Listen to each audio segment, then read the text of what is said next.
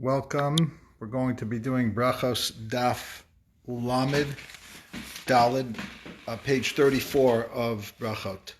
We're going to be doing the top 10 teachings. I will outline them quickly, and then we'll begin to do them inside. The first one is, does God have a chavruta, a partner?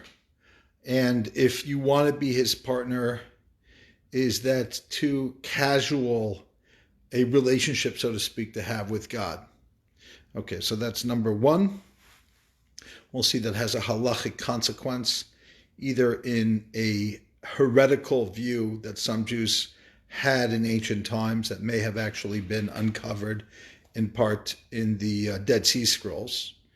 Number two is the etiquette of being a Baal Tefillah. I'll share some stories of our own humble Baal Tefillah at the Carlebach Shul. And Gemara discusses some of the laws of the Baal Tefillah of the Chazon. Number three, the Talmud tells us that in the beginning, the servant first puts the praise in front of the master and then asks for what they need. And then after that, takes leave. So that's a format that breaks down what happens during the Shemon Esrei, that those three stages. Number four is davening fast or slow, and particularly as the Chazon. And number five is when to bow during the Shemon Esrei, and what is the power of modim. Number six is Nephilat apayim, what we do after the Shemon Esrei as part of the Tachnun. We sit down. We often put our head on our upper arm, so to speak, and put it down. What's the meaning of that according to Kabbalah? Number seven is the first prayer of the amida, the Avot, where we talk about our ancestors, the Abraham, Isaac, and Jacob, and their God, and the specific and real need for kavana, at least for that first prayer. Number eight is Moshiach and Olam Haba.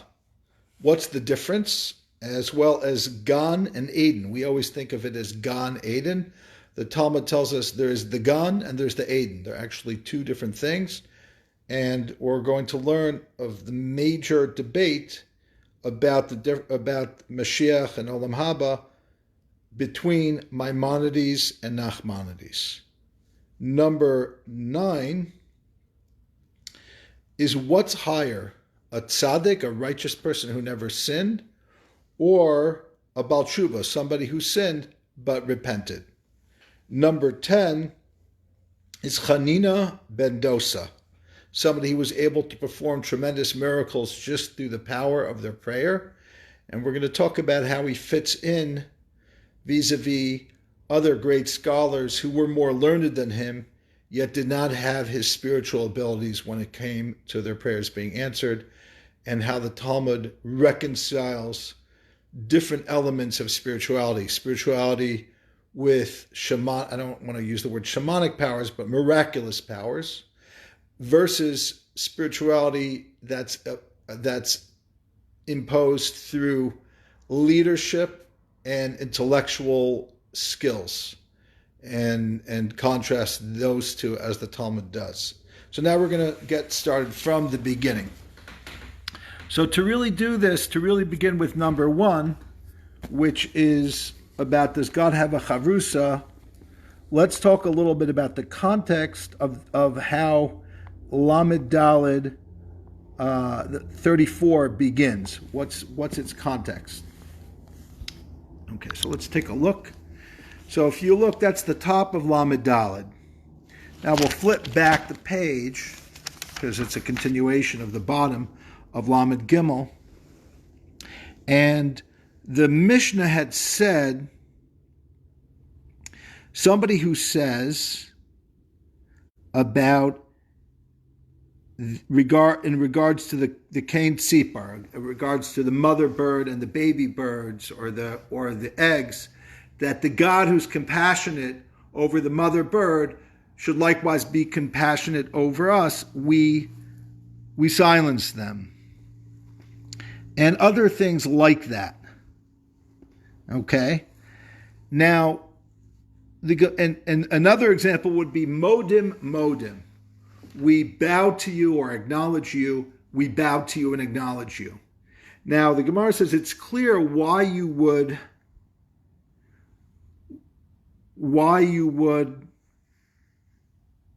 quiet somebody who says modim twice. And the reason for that is because it looks like they are acknowledging two reshuyot, two powers. Now, many of us are aware of a religion that had two deities. The ancient Persians had a religion like that. But what people are less aware of is something that, according to scholars such as Rachel Elior of Hebrew University, is a sectarian argument between the rabbis and the authors of the Dead Sea Scrolls. Now, this theory I am taking mostly from what I've read by Rachel Elior and lectures I've heard from her. I'm not saying it's Torah Misinai, but it has a historical, I don't want to say factual historical validity, but a historical potential, and it might be exciting to people because it's things that are contemporary in terms of scholarly findings, or at least scholarly interpretations of things in the Dead Sea Scroll. And that is as follows. There is this concept that in the Dead Sea Scrolls, we know that there's a tremendous emphasis on the book of Enoch. There's not one book of Enoch. There's not even two books of Enoch. There's not even three books of Enoch. There's many books of Enoch. And we call him Enosh, or Chanoch even. Now, who is this Chanoch, or Enoch? There's a verse about him in Bereshis that's very cryptic. And the verse basically says that he was like a good guy, and then he walked with God, and then he wasn't anymore. It's a very cryptic verse. But what happened in the Dead Sea Scrolls is they make Enoch, or Chanoch, into the person that is the one who's the founder of the written word, the founder of many wisdoms and many things. And he accordingly, and this is a subject of controversy of how to understand this or not to understand this, is transformed into the malach that we refer to as matat. I'm not even saying his full name because that angel is so lofty that Kabbalists suggest you just call him matat, even though that's just like some of his name. So the people in the authors of those books of the Dead Sea Scrolls thought of Chanoch as perhaps not equal to God, but a chavruta, a partner to God in certain ways. And that would explain many of the stories, such as in Chagiga, about the four that entered into the Pardes, and Elisha ben Avuya saw somebody sitting and writing. And who was that according to this tradition? He saw the angel Matat, or as he's called Matatron, which is the transformation of Chanoch into an angel, who was sitting above, and he had heard Ein Yeshiva L'mayla, nobody can sit above, so he got confused, and he came out with this concept that there were shtei reshuyot. There were two jurisdictions. There was the godly and there was the Matatron. Until much later, the influence of Matatron continued to play a a larger than life influence on the angelic sphere.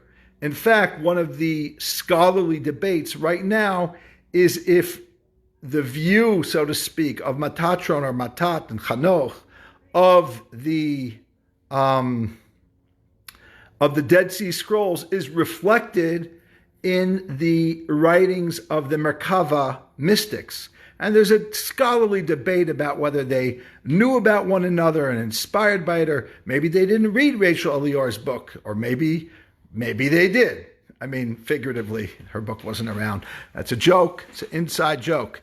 Okay, so that is a little bit the background of our Gemara that begins where it says a case where Amar Rab Zera, Kol Omer Shma Shma, Ka Omer Modem Modem. If you say Shma twice, most of the people think it means you repeat the whole verse twice. So it's as if you said Modem Modem. As the Mishnah said, you would quiet that person. And as I explained, it could be because they were part of this other society that might have worshipped in a different way. Meisvei, the Gemara asks a question. Hakore es hashma v'koflar is a magun. If somebody says the Shema and doubles it, that's disgusting. The Gemara implies and analyzes that statement. Magunahu dehave. It's disgusting. It is fine, but shtukila mishtakinale. We don't shut that person down. Kasha. That seems to contradict this other teaching that it's equal to modem where we shut it down.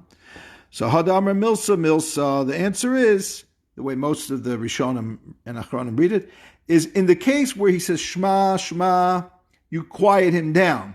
In the case where he says Shema Yisrael Hashem Elokeinu Hashem Echad, and then says the whole verse Shema Yisrael Hashem Elokeinu Hashem Echad, like that, but as part of his devotional service of the Shema, I was just explaining what that would be where we don't just say that's not nice. We shut that down because it looks like he's worshiping two deities, God and perhaps Matatron or something else.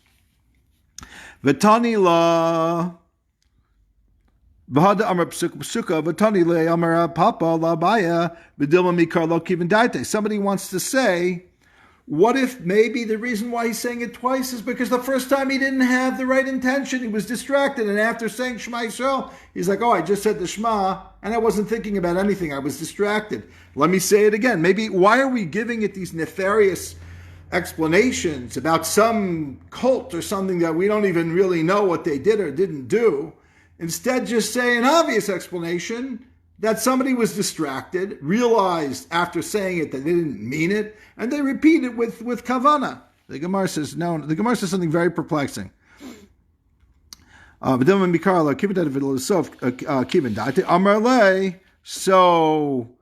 Abaya responds to Rav Papa and says, and this is the beginning of our daf that we're doing today, 34, Chavrusa klape shamaya mi ika. Is there a partner to heaven, to God? Meaning, of course not. Now, what I'm going to suggest is there's two ways generally to read this line, okay? Now, the first way of reading it fits in better with the theory that I was talking to you about from Rachel Elior. And the second way will fit in better with the next few words that come. So they both have an advantage and a disadvantage. So let's go with the Lishitasa of what I'm doing. This is daf 34. I know Judy just asked what daf it is. It's daf 34. So let's get back to how to understand this according to the Shita of how we're explaining this.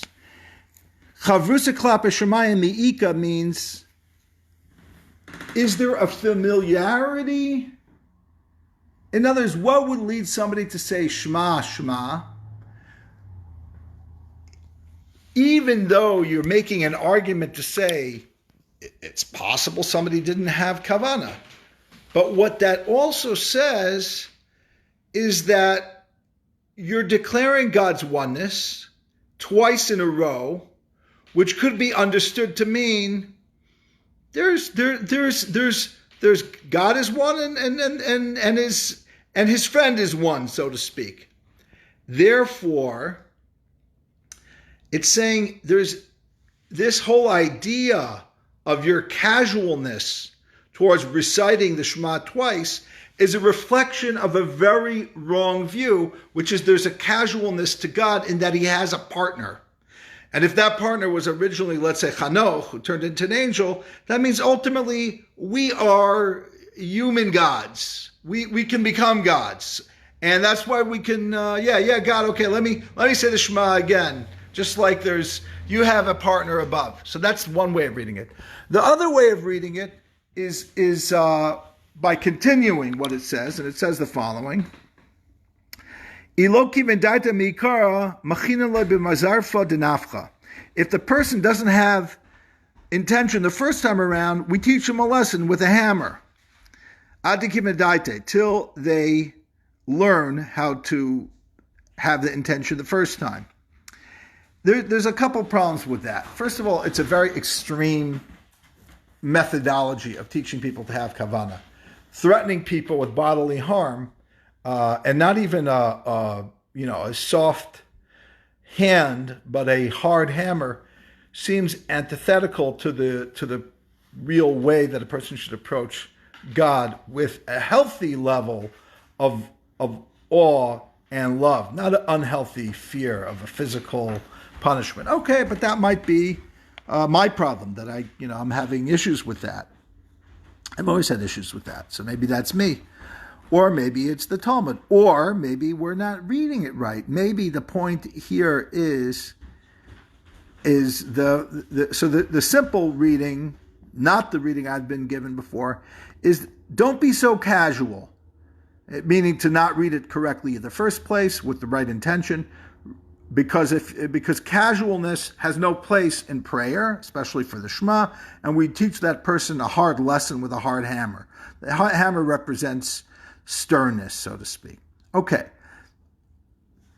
That part doesn't go so well with the theory that I was expounding on, the Rachel Elior's premise, because it's saying, how does the hammer fit into teaching him the first time? There is a way of possibly explaining that as well, and it must be a metaphor. That would explain why it uses such radical terminology that doesn't make sense on a literal level to teach a person a lesson with a hammer to say it right the first time, but rather what it means is perhaps there's this concept of kipati shifot hasela. A hammer makes the sparks fly, so to speak, and what that might mean is that God as the hammer is a force that makes many things happen, but they're only through his power. And we can't make that mistake to think that the things that God has given power to then become independent of him, like they might have thought about Chanoch. Okay, let's go further and do number 2, the etiquette of being a Baal Tefillah, and a story from our Chazon at the Carlebach Shul. The Mishnah talks a little bit about, it's a continuation of the last Mishnah, there's something in parentheses that not everyone has in the Girsa in their Mishnayot, which, by the way, also this similar Mishnah appears in Megillah. I think it's Chav Daled in Megillah, around that area in Megillah. But it says, if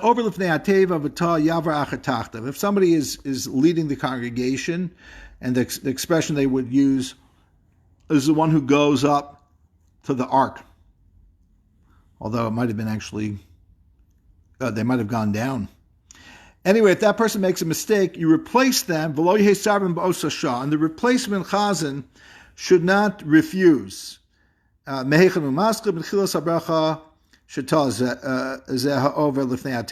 the person begin? From the beginning of the blessing that the previous chazan made the mistake on. The chazan shouldn't say amen when the priests make the blessing. The priests make a blessing every day. Only Ashkenazim started the custom to only make it on Yom Tov, but that's not really Me'ikar Adin.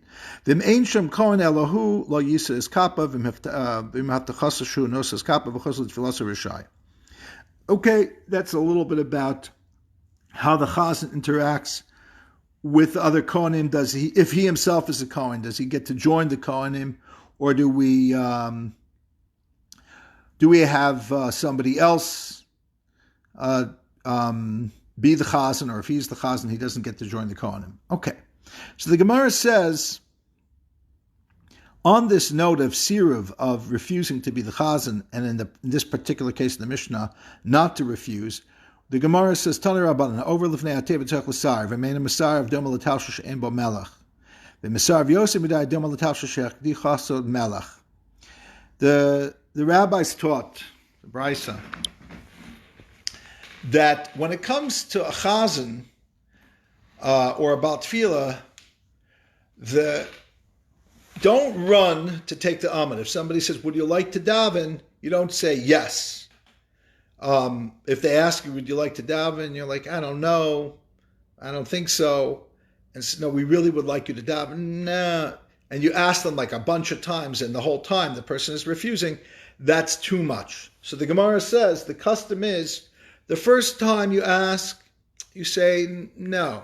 The second time you're like, maybe. And the third time you just get up and go and you daven. In other words, what? There's the idea of being a chazan is an act of arrogance on some level. Who are you to represent the kahal? Who are you? Okay, somebody, a representative of the community, the rabbi or the gabbai, somebody of importance obviously asked you. If the wrong person asked you, it doesn't matter. They're not in charge of putting you up as the chazan. But even so, the humble thing to be would be to say, who am I to go and represent the kahal? I'm not on the level. But if they keep persisting, who are you to say no? So just a little bit of chazan etiquette is a chazan. So the cute thing is, if a chazan is hired by the shul to be a chazan, this obviously doesn't apply because, it's prearranged that they're going to daven. They're going to daven. But for the first 3 or 4 years that Yehuda Green was the chazan of the shul, he kept this minhag. He kept the halacha. We'd say, okay, the new Yehuda, time for Musaf. He'd say, nah. I'm like, come on, Yehuda, please, Musaf. Okay.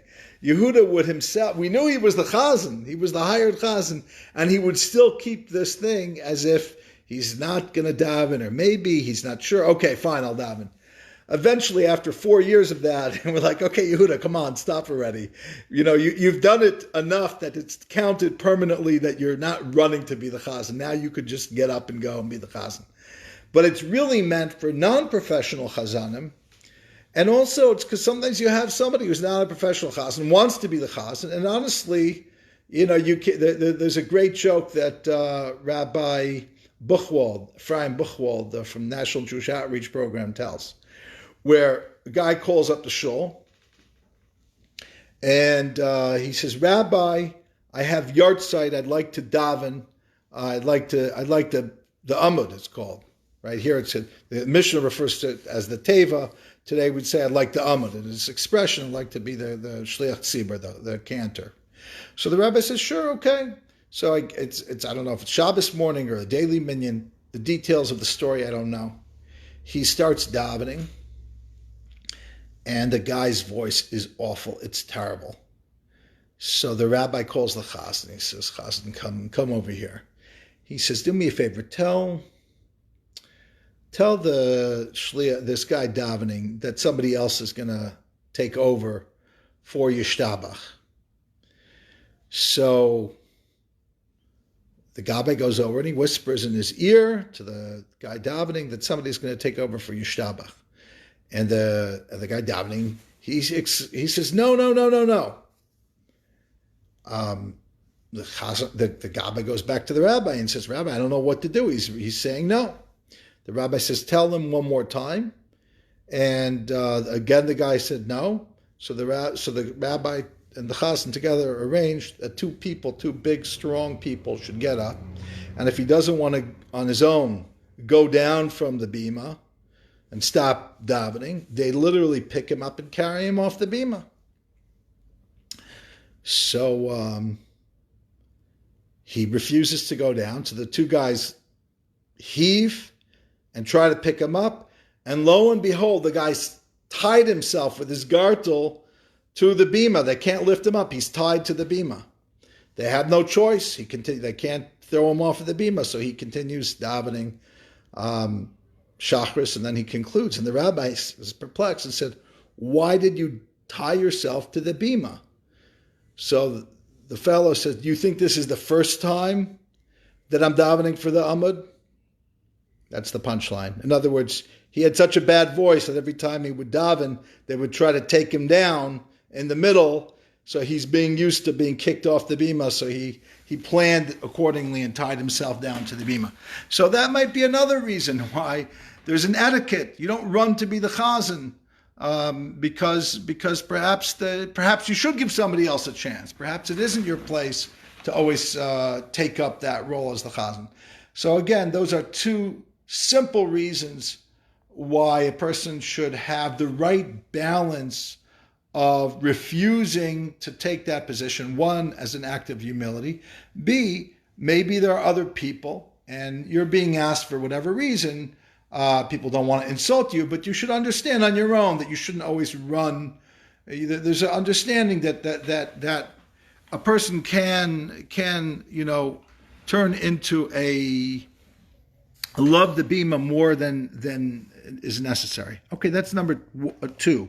The etiquette of being the Baal Tefillah, going to the Amma. Number 3 is the order of the Tefillah follows a certain natural process that we would have in human interactions.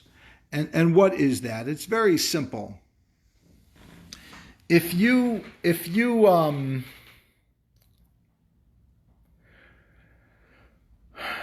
start a conversation with someone with what you want, it's kind of annoying. You haven't established a connection with a person and you're just off the bat telling them a wish list of what you want. If you have, let's say, a powerful politician, you first compliment things about them and tell them that you're a supporter of theirs, perhaps, or you acknowledge the things that they've done, the achievements that they've done, and you're grateful for them. And only once you've established a relationship with that powerful individual, then do you turn it into an opportunity to ask for something that they have the power to grant you. And then after you've asked and you've received a positive affirmation that you're going to get what you asked for, then you take leave with gratitude and thanks and grace. So it's very similar when it comes to davening. This is the Gemara says that.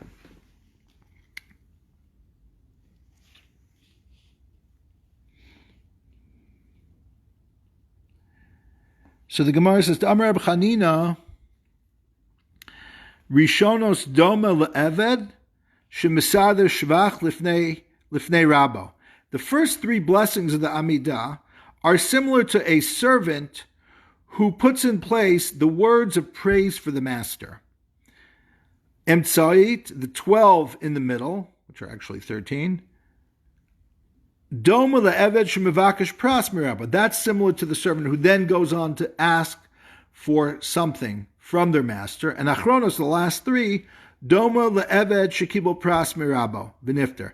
That's similar to a servant who receives the reward from their teacher and takes leave. So I want to share 3 insights into this thing. The first is an insight that Tosfos offers. Tosfos is the following thing. There are a number of requests. The premise that the Gemara is talking about before this is that a person should really only ask for what they need in the middle blessings, not in the beginning and not in the end. The problem is that Tosfos says there are a number of additional prayers, particularly at the end, that are added in by the rabbis at auspicious times. So Tosfos wants to suggest that even if you look at the tefillah itself, you'll notice that there are requests at the end. The difference is the requests at the end have a very kind of broad it's not so much for the individual. They're very broad. Even though all of the prayers are said in the plural, nevertheless, the middle prayers, for all intents and purposes, are things that an individual would be asking for. It doesn't matter how whether it's said in the plural or the individual, they're very much the needs that everyone as an individual needs. It's because everyone needs them that we could say, Baruch Aleinu Hashana Zos, give us a blessing for this year so that we should have, a bountiful year. And we should have healing. Not everyone needs healing from an illness, but perhaps you need healing that you don't even get sick, so to speak. Okay, so that's one observation that Tosas makes, that there's a difference between the first three and the last three. The first three are not so much about what you need,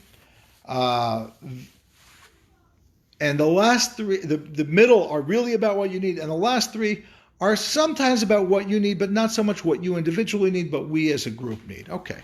The second point I wanted to make is, I think it might be in the Ben Yehoyada, who's a commentary that likes to bring in some Kabbalistic ideas into the Gemara. I think I saw it in his commentary, where he says the first three are like the Avot, right? Even though the first blessing itself is the Birchat Avot, but the first three are represented by Abraham, Isaac, and Jacob, and he connects them to how each one is connected to each of the first three blessings. Then the middle 12, are connected to the 12 tribes. And then the last three are connected to Moshe, Aaron, David, Netzachod, Yesod, or Moshe, Aaron, Yosef, let's say. Netzachod, Yesod. Moshe, Aaron, Yosef. Yeah, not David.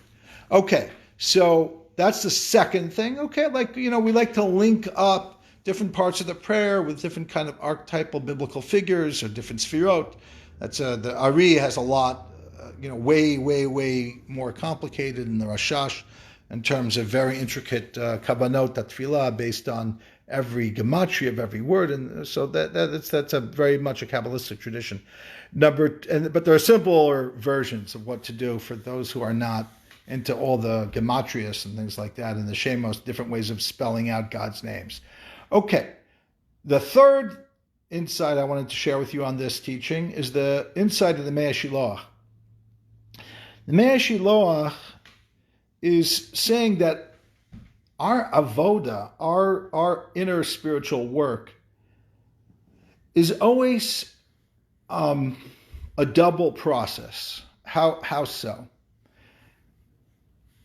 If it were a single process, which is I praise God and ask for Him and then receive, meaning I establish a relationship with Him, and then I ask Him, because now that I'm His buddy, well, not a buddy, because we just learned we don't use the word chavruta klape shemaya, but now that I've praised Him, I can ask from Him, and now that I've asked Him, He's granting me my wish. Now, you could cut that up into three parts, but it's all one continuum in that I praised Him, asked, and then received. Okay.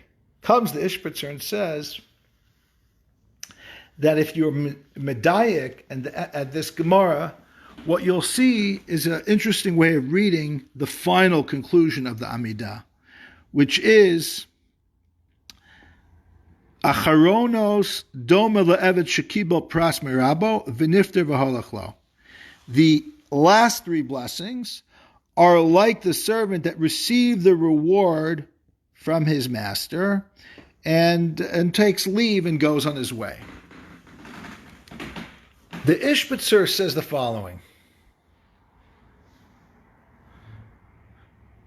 The Ishbitzer says that the point of when you receive something from God isn't just to say, oh, I wanted this thing, now I got it, yippee. Then, when you get it, it requires a whole nother form of prayer, which is now that I ask for what I received, what do I do with it? How does that impact who I am? So it could be a person is looking for a raise, or they're looking for a new title or new recognition or a relationship or a house or a car, and they're praying for it, and then they get it, and then they're like, okay, they can be happy, like whatever, I prayed for it, I got it, that's wonderful. Or they could do something more than that. They can say, okay, now that I got it, how does this impact my relationship with God? Can I go back now and see the same thing that I received in a dynamic spiritual relationship with God, that I am getting this from God for what purpose? How do I take it into my life now? And it's not just simply like, you don't want to be rude and run out right after receiving the gift. You have to take leave with grace. It's much more than that, according to the Ishbitzer. It's a re-praying, now that I have the thing, what does it do for me on the spiritual level? So I love the Ishbitzer, so I thought I'd share that with you. That's 3 teachings on number 3 of the 3, about the 3 elements of the servant before the master in the amida. Number 4 is davening fast or slow as the Chazon or for ourselves. This is based on a story in the Gemara, where the Gemara says, Maisa, story, B'talmud echad shiyar l'fnei hateva b'fnei Rabbi Eliezer. A student led the service, going down, because now I say going up, because in our shul, you take a step up the bima and daven from there, but really that's not the way a shul is supposed to be. You're supposed to go down. They would daven in a lower place, to call out from you from the depth. So that was the expression for the person who led the community as the Chazon, about Tefillah, Yoreh Lifnei HaTeva, descending before the Teva, right? Which, by the way, is similar to, Yordei Merkava, which makes sense in the context of the teaching I taught you for number 1. So this fellow, a student of Rabbi Eliezer, led the community. He was exceedingly long. He took a long time, and everyone complained, right? So Amar Lei Talmid of Rabbeinu Kama Archan Huzeh. They said, Master, this guy he's so long. Amar Lahem Klum Marach Yosef and Moshe. Rabbeinu, is he anything? Is he long? Is he longer than Moses? Dichsiv, that it says by Moses, by Sarbayim Hayom v'Sarbayim Halayla, I prayed on your behalf for 40 days and 40 nights. In other words, this guy is taking an hour, he's not taking 40 days. Shuv Maisa, another story, B'Talmud Echad, with a student, which is not clear whether it's probably another student, but in my interpretation, it's the same student. Shiyorad Lifnei Hateva B'Fnei Rabbi Eliezer Hayimikatza Yosef. He was very quick. Amalei Talmidov Kama Katzron Huzeh. They said, what a quick one. Amalei, they were making fun of him. They weren't happy. Amalei Klum Mikatza Yosef and Moshe Rabbeinu Nilsiv Elna Rifan Allah. Could anybody be quicker than Moses, who prayed for his sister Miriam, where he said, Lord, please heal her? And Rabbi Yaakov actually says from that we learn that if you're asking for mercy for your friend, you don't even have to say their name. The commentaries say, well, that's maybe if they're in front of you, but if they're not in front of you, you should say their name. That's why we have the custom when we make a mishaberach for a cholim or chalot, we say their names, even though according to the straight shot of this Gemara, you don't need to, but it's exemplary if you can. Okay, so the point is, I'm not going to give any chidushim or any commentaries here. I'm just gonna say that there's different modalities of prayer. It's not that one is right or wrong. Even though earlier we say that somebody who davens for a long time is exemplary and it's wonderful, it doesn't mean that davening for a long time is for everyone. There are some people that they get straight to the point right away, and that's okay. And other people that take a long time, and that sums up why, in a sense, there are different shuls, because there are different expectations. Some people like a longer davening, and some people like a shorter davening. The only problem with the story is it's in the same community. So if one day somebody is davening and it's 5 minutes, and the next day it's 2 hours, it's disconcerting for people because they're looking for consistency. I'd like to argue and say that the story is important because it's not just telling you in different shuls there are different speeds for davening and that's okay. It's telling you, even in the same shul, even though most shuls will not put up with a 5-minute davening one day and 2 hours the next day, what it's saying is there needs to be a little room for davening as needed. And that means there are certain times that will require something that it's a serious time. Moses was davening for 40 days and 40 nights because it was the most serious time. Moses davened for Miriam. It was for one, the commentaries say it was for one person. So he wasn't going to literally pray for days on end, even though you could say, well, it's a sister. But the point is, sometimes you can daven quick, sometimes you can daven slow. And that's a big lesson, because it means we have to be open to change based on the needs of what's really going on, right? Like with this coronavirus, a lot of people didn't understand how to not daven with a minyan. They're so used to davening with a minyan, they don't think it's possible to really have the right kavana without a minyan. Of course, the opposite is true also. There are plenty of people, including myself, who are comfortable davening on their own, and at some point they're like, why the minyan? Why do we even need a minyan when from my own privacy and my own pace, I might have more kavana? And the answer is, it's not like the long way is always better or the short way is always better. They both have their place. And that could be number 4, the power of different times and different strokes for different folks when it comes to davening. Number 5 is when to bow during Shemon Esrei and the power of modim.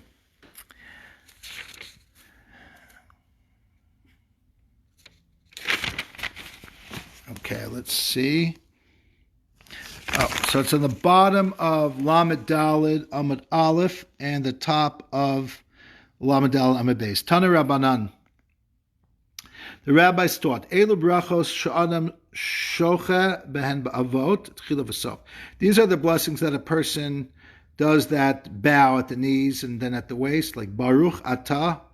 You bow at the knees at the Baruch and then Atah at the waist. In the beginning of the Shemon Esrei, which is the Birchat Avot, the blessing for Elokeinu v'Elokei Avotenu, Elokei Avram, Elokei Yitzchak, Elokei Yaakov, the God of the patriarchs. Tchila v'Sof, Behoda'ah, Tchila v'Sof. In Modim, at the beginning, at the end, and the end. Modim is towards the end of the amida. V'im ba l'suach b'sof kol bracha. If somebody wants to bow at the end of each blessing, and as well as the beginning, we teach them not to. Now the question is, why not? So one answer could be is that we want to teach you that the first blessing and the modim blessing towards the end were required to bow. If you'd be bowing all over the place, it would look like all the bowing is optional, and then people would sometimes not bow at all. And there's a concept of kol hamosef gorea. When you add on to something, you inevitably end up taking things away. Like, for example, I heard a story that somebody in a shul that you're only allowed to have exactly 10 people, and some guy shows up without a mask. You're supposed to have a mask. So why did they have a mask? Because they wouldn't carry a mask. I'm like, okay, they didn't hold by the Erev. Maybe, it's not clear whether the Erev in that area, if it held by Rav Moshe's standard or whatever it is. Okay, fine. This is in Los Angeles. But the reality is that the major poskim say you're wearing a mask. You're not carrying something, a garment. You wear the garment. So you're permitted to wear the mask, and because it's required by the law, you're doing something which is halachically allowed, and you're then fulfilling the mitzvah of guarding your health and other people's health. But because this fellow wasn't, certain people didn't want to be part of the minyan and they left. So sometimes we think we're being more from, we don't ask a shaila, we don't ask a question when a halachic question come up. So we take the stricter approach simply because we don't know the answer. So when in doubt, be stricter. But then in the end, it ends up backfiring. They didn't even have a minyan because somebody wanted to not ask a shaila, so they end up not with the minyan. Anyway, the point is that if people would say, I'm going to be stricter. I'm going to bow every time, every bracha in the beginning of the Shemon Esrei, I'm going to bow. What's going to end up happening is it's going to end up undoing the even required bows. And it's a very important lesson. You have a lot of people want to make up chumras, but you have to take in stride the potential that adding certain things might end up also diminishing certain other things. So when you take on a chumrah, be aware of the unintended consequences that might happen. Of course, anyone could make up as many chumras as they want. There's no end to it, but there are consequences of it, because many chumras end up, like I said, you confuse people, you hurt people. It's not necessarily a chumrah anymore at that point. Okay, number 7. No. I wanted to talk a little bit about modim. The Gemara goes on to say that a Kohen Gadol bows at the end of each bracha, and the king bows at the beginning and end of each bracha, or according to another opinion, once he bows, he doesn't get up till the end, and we bring a proof text from King Solomon. And the Gemara has a great lesson, and it says, I thought it said it, the greater the person is, meaning the more powerful the person, the more necessary is their humility. I thought it said that. Why am I not seeing that now?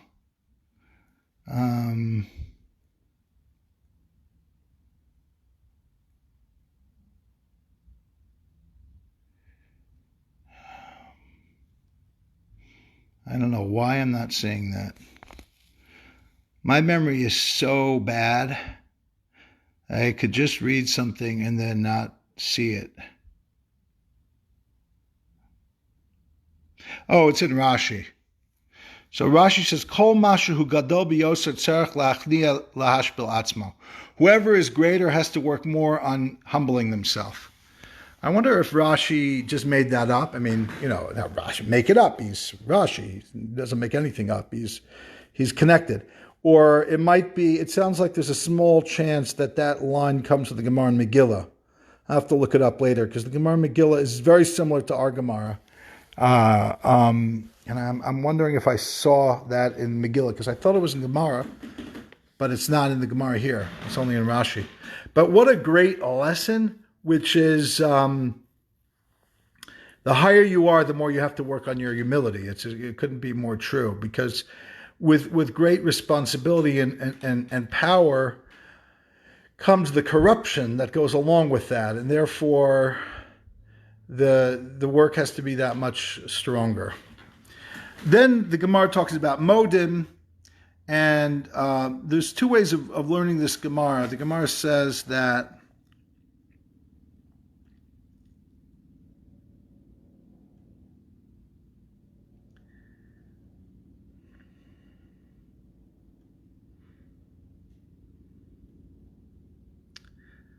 so the Gemara has a whole debate about bowing in the beginning and the end of modim, which seems to contradict what we already said. So there's 2 ways of understanding it. Which one way is that there's a contradiction. Okay, different opinions.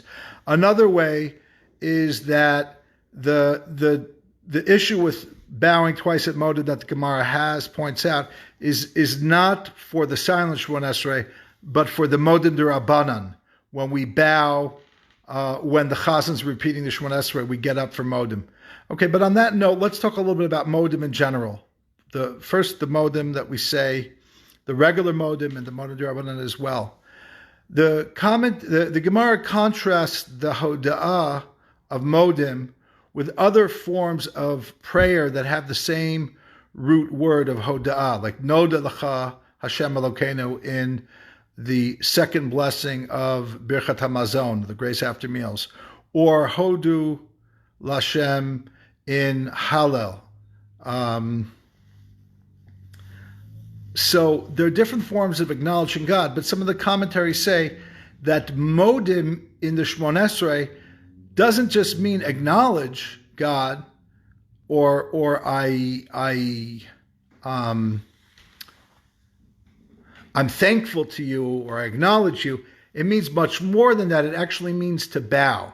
But the problem is, I don't know, does it really mean to bow, or is this just a big stretch to say that? What I would like to suggest is how in Hasidut and Kabbalah offers, I think, a valid interpretation of this piece of Gemara, which is the following: that modim, the epitome of modim in our prayers is the Modem Prayer, more than any of the other prayers of Hoda, of giving thanks and acknowledgement to God. The prayer of Modem in the Shemona Esrei sums up a key element of our spiritual service. And what is Modem? What is this giving acknowledgement and thanks to God? And why would it be bowing, according to some, meaning why would it be submission? And I'll explain to you in the following way. So, one way of understanding it is, if I'm very thirsty right now, right? So I'm going to help myself to some seltzer. Let's say, my luck, I'm over here. Okay, let's say I'm visiting you, and I came from a walk. I walked for 5 miles, and it was a really hot day. And I say, I'd love some seltzer, and you give me this can of seltzer, and I say, I want to acknowledge and thank you for the seltzer. Right? I really appreciate it. It's really hot. And I'm going to really, you don't know how much I'm going to enjoy this seltzer. I was chalishing out there. I'm going to make a bracha, baruch atah Adonai b'dvarei. God, I also want to acknowledge also, thank you, I know you are the source of everything. I thanked the person who gave me the seltzer, and I thank God for everything. What's the difference?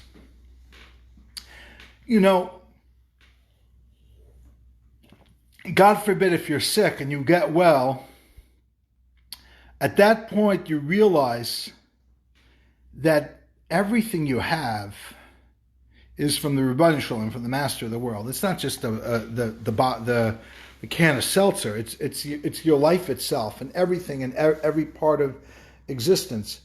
When you have that recognition, everything becomes subdued in its presence of that awareness. All that until that moment is just a sum of its parts, become united in your awareness that they are the all and the everything that is from God and nothing else. That's what Modem is. When we bow at Modem, it's that we give everything that we have back to God, which fits in so beautifully with the Ishbitzer teachings, that the last 3 things is when we take the gifts that we've received and we take leave of the Master with them in a different way. Because it's like when somebody recovers from an illness, they don't just say, okay, thank God, I'm better. They say, thank God for everything. My whole life is from God. Even though you knew it on paper before, now you really know it in your heart. So that's why Modem means to subdue everything about you, to shut off every one of your individual sensations and perceptions of the different variety of experiences, and recognize that they're all one and they're all coming from God. Okay, that's the beauty of the power of Modem. And now we go to number 6. So number 6 is about saying Nephilat apayim. So the Gemara talks about different forms of bowing. That's the segue for Taner Rabban Kida al apayim Shnemar v'yikud bat sheva apayim arza kriya al birkayim Shnemar. The light here is bad. Got to get new lighting. Mechira al birka v'shtach v'zeh pishu yadayim v'raglayim. The Gemara gives over different forms of bowing, what level the kriya is on the knees, and it brings a proof text. The ishtachava is when you're spread out and all the way on the ground, your hands and feet all the way open, and like Shnamar Aniva Havo Navo Anivi Imcha Vachecha L'Shachvos L'Cha Arza, like when Jacob kind of reprimands Joseph for his dream. Amar Avchia Pray de Rav Huna chazino lahu la'abai v'rav de matzli etzluye. Tani chada kareh b'hoda. Okay. We did that. We did that already.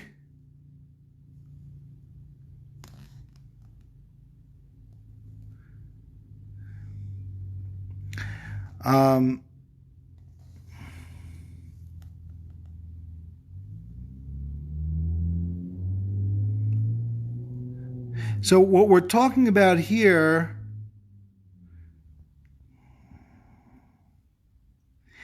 is that the commentaries explain what we're talking. The reason why we're talking about the bowing here is because we're bringing down this idea. We're transitioning from the modim, the bowing of the modim, to the bowing of Nephilat apayim, what we now call tachnon. And in the tachnon, there's a time where we kind of fall down and we go like on the book against our arm over here, and we say that part of tachnon. So I want to tell you that we have a yeshiva. We've been learning about the laws of tachnon, amongst other things. I think Rabbi Melman has given the Bachrim a couple shiurim, or definitely a shiur on it. And I just remember it sparked my memory, because the Rabbi Melman was focused on the different halachas, but he was talking about a porch minyan. If you have Nephilas apayim, if there's a Torah on one porch and you're in another porch, what do you do? And but it mentions there that a lot of these, there's a certain element that's al pi Kabbalah, and I just it spurred my memory for a couple things that I learned years ago, some in the Ari and in other places, that there's this concept that when you daven the amida, it's the highest of the four spiritual olamot. The four worlds are a big part of Kabbalah. Atzilut is the highest, that would be Keneged the Shemon Esrei, and then Bria would be Kriya Shema and its blessings, then Yitzira would be the Psukkah de Zimra, and then Asiya would be the Brachos HaShachar. And then the issue is, once you get up all the way to the highest mountain, you don't just jump off the mountain, then you have to descend the mountain. So according to the Ari, you're descending from highest to lowest. So the Nephilat apayim is still like descending from the world of Atzilut into the world of Bria. So it's kind of like, once you've achieved spiritual heights, where do you go from there? You can't always stay on the pinnacle of achievement. You have to come down, but there's a methodology to coming down, and that methodology is in part the humility of bowing down, even though we don't literally bow down. The Gemara says somewhere that today, if we're not on the highest level, we don't bow for Nephilat apayim. And the Gemara here actually parallels that with two of the rabbis who just kind of bent down without bowing down. Okay, that's number 6. Now number 7 is Avot need kavana. The Mishnah says, Hamispalo v'ta siman ralo. Somebody who's praying and makes a mistake, it's a bad sign. V'im shliach tzibur hu siman ra l'shlucho. If it's a leader of the prayer leader, the Chazon, then it's a bad sign for the l'shlucha, for the community who appointed him. Bipnei sheshlucha shel adam kamosa, because the representative, the shliach, is in the place of, he's like the actual people. Amru alav al Rabbi Chanina Ben Dosa. They said about the sage Rabbi Chanina Ben Dosa, who we're going to be talking about, Shahim ispalo ala cholim, he would pray for those who were sick, v'omer, and he would say, zechai v'zemes, this one's going to live, this one is going to die. So, Amru lo menai nata yodea, they asked him, how do you know this? Amru lahem, im shigurat filati befi, if the prayer flows from my mouth, so then yodeani shuhu mekubal, I know that it's going to be accepted and the person will live. Im lav yodeani shu maturaf, if it doesn't flow, I know the prayer is rejected and that person's in trouble. So the Gemara says, ahai, when we say the Chazon makes a mistake, what part of the prayer do they make the mistake on? Amar Ab Chia, Amar Ab Safra, mishum chad debei Rabbi. They quoted this rabbi, debei Rabbi, Avot, that it's talking about if he makes the mistake right up front in the first bracha. And some people have this statement a little bit different on a brisa, that it's the brisa says that when you pray you should have the right intentions for all of the amida. But if that's not practical, you can't. This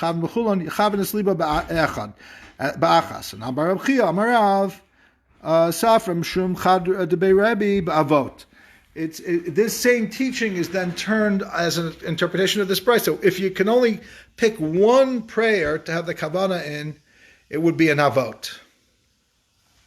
There's a famous Reb Chaim on the Rambam about the two types of kavana and tefillah. The kavana of the general kavana of dal lifnei miyat omed, of knowing that you're standing in the divine presence, and then there's the actual kavana of knowing what you're saying. And he answers some contradictions in the Rambam. So this Gemara fits into that. It's like Brisk 101.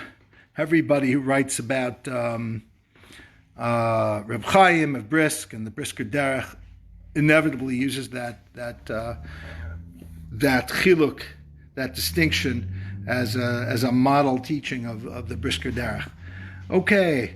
I'm not going to beat a dead horse. Obviously there's a lot. I'm not explaining it because so much ink has been spilled on that Torah.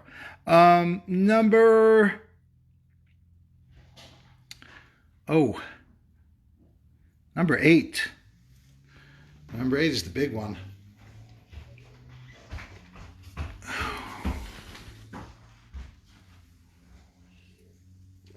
I should have left more time for number 8. I'm sorry. I may have to rush through it because it's late.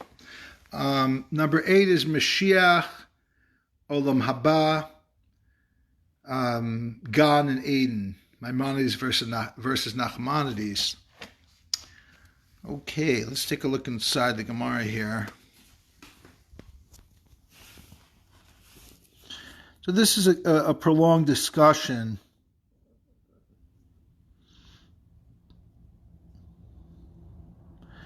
I'll read some of it. Amar Rabbi Yochanan. Right. Rabbi Yochanan said, Kol hanavim kulam lo nisnabu ella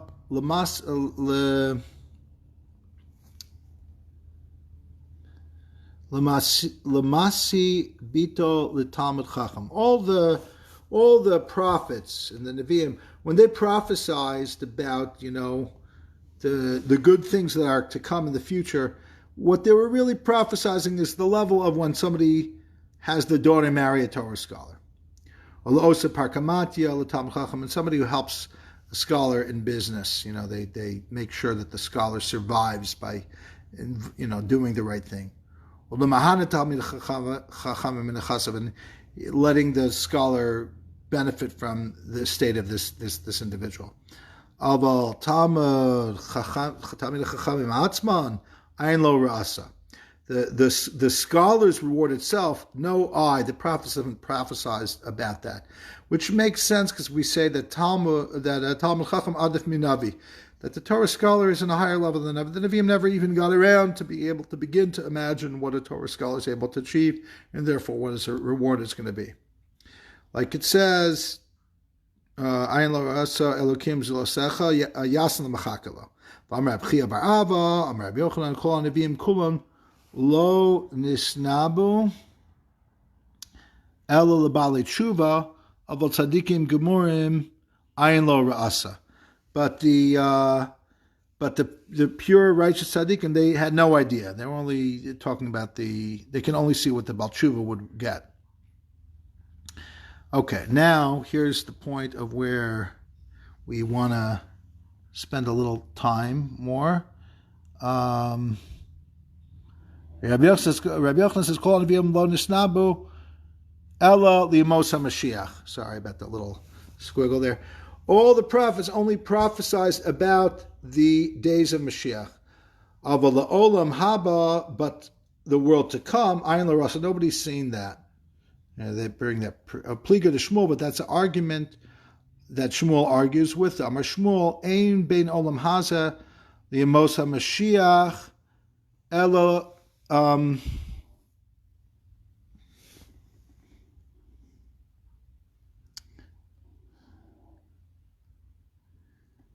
Okay, ein bein olam haza li'amos haMashiach elo shibud malchias bilvad. That the only difference between now and Moshiach is that we'll no longer be under the government of foreigners. That's a proof text that shows you that where there's still going to be poverty, so obviously things are not going to be that much better. They'll be better on only a governmental level, but not on an actual level. Not every illness will be healed, and not every poverty will be resolved. Kol hanavim kulon lo nisnaba ela lebali tshuva avot tzadik gemurim ayin lo rasa likim sosecha pligid arbavot marvo makrish bali tshuva omdim tzadik gemurim and omdim. Okay, the Gemara continues.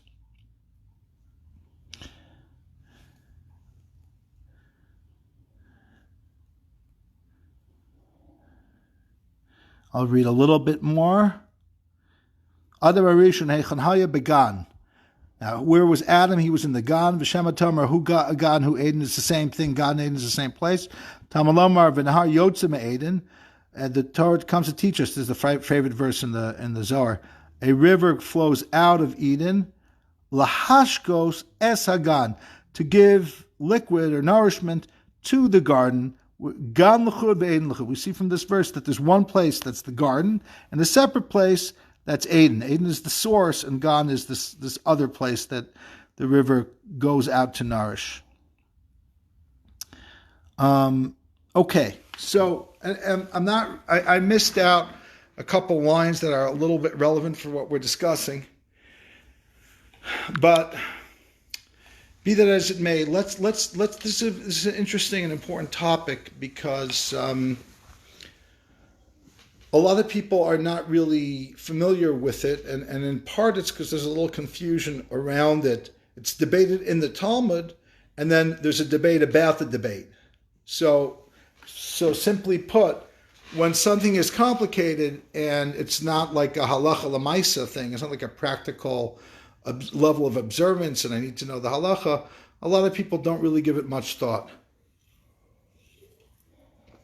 However, arguably, we should be thinking a little bit about this idea of Yemos Mashiach and Olam Haba, what the differences are, what the tachlis, what the purpose of all this really is, and also we should be thinking about Gan and Eden. We want to be thinking about those two things. So let's start with the Rambam. The Rambam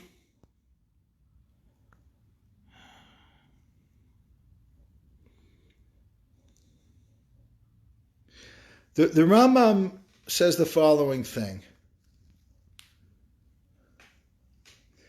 that the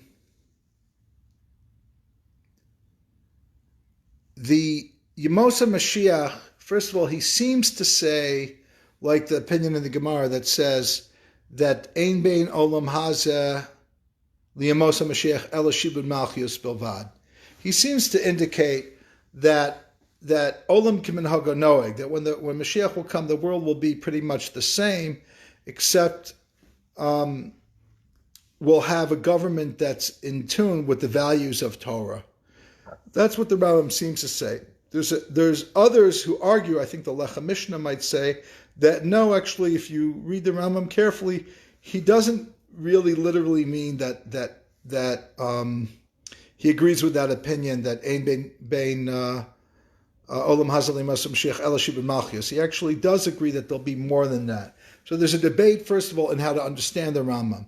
But definitely the Rambam seems, on a simple level, to want us to understand that the shift in Messianic times is going to be much more a shift in consciousness, and all of the parables that the rabbis talk about, like the lamb and the lion, the wolf and the lamb, lying down together are not literal things, but they're figurative things for a time of peace and prosperity. And the main thing is the divine consciousness, which will be the focus of what we're looking for at that time. So that's about Moshiach a little bit in the Rambam. But then it gets more interesting because the Rambam says that after Moshiach there'll be Tchias HaMesim.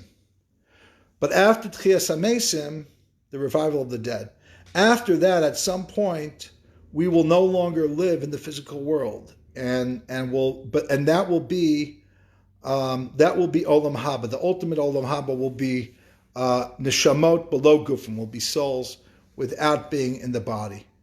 Nachmanadies disagrees. Nachmanadies says that the ultimate goal is going to be souls in a body. The only thing is that what does that mean, souls in the body? Are they going to be the same body as they are now? So I have a friend, a colleague who ran MJE on the east side, Rabbi Feldman. I believe he made Aliyah.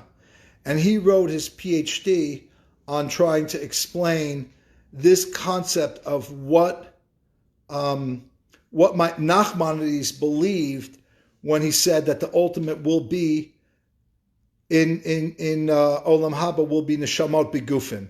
And he actually sent me his thesis. I read a little bit. It's like, it's long. I couldn't read it all.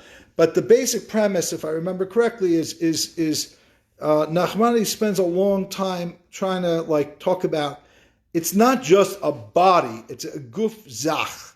And I think the thesis was about trying to explain what exactly this guf zach is. A guf zach means a refined body. That's something between a spiritual entity and a physical thing.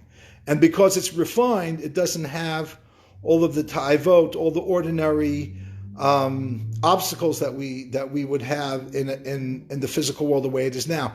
So it's not simply that the Ramban believes will be in this world and it will be perfected.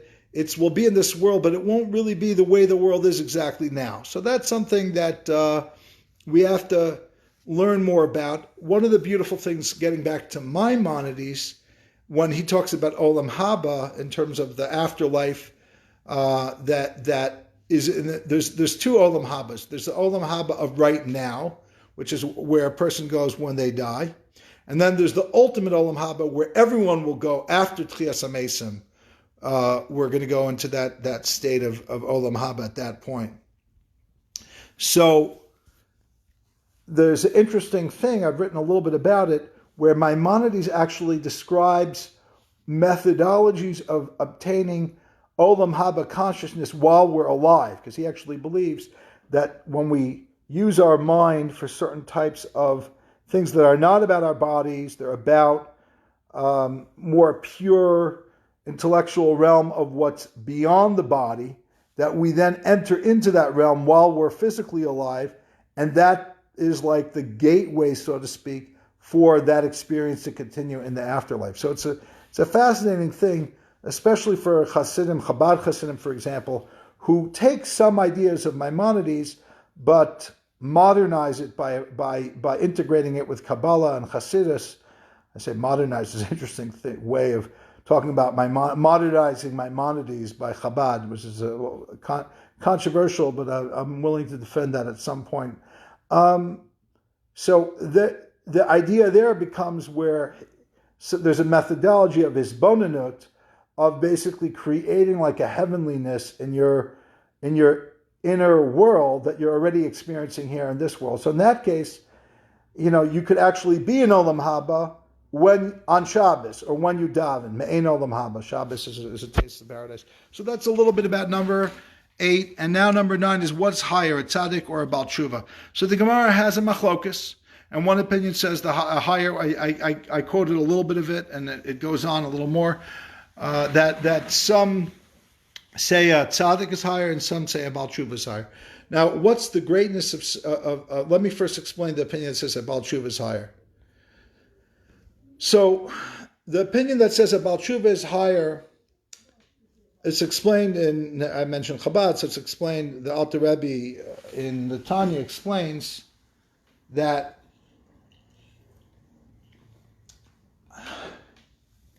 let's say you have a river flowing, and you dam up the river, you block the river.